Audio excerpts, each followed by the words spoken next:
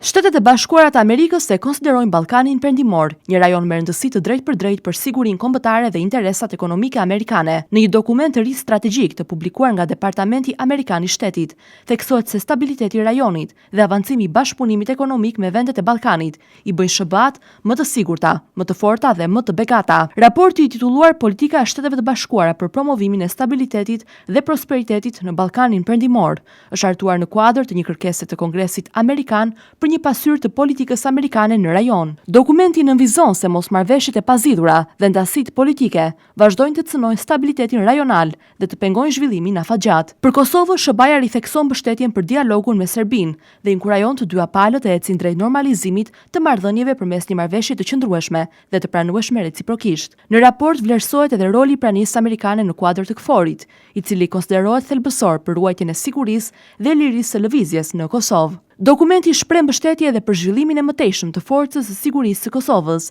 drejt një force profesionale të mbrojtjes territoriale. Njëkohësisht përmenden edhe projekte strategjike në sektorin energjetik, përfshirë edhe modernizimin e kapaciteteve ekzistuese dhe zgjerimin e infrastrukturës së gazifikimit. Në qasjen e re amerikane ndaj rajonit, fokusi zhvendoset nga koncepti tradicional i ndërtimit të shteteve, drejt partneriteteve të bazuara në stabilitet, bashkëpunim ekonomik dhe interesa të ndërsjella.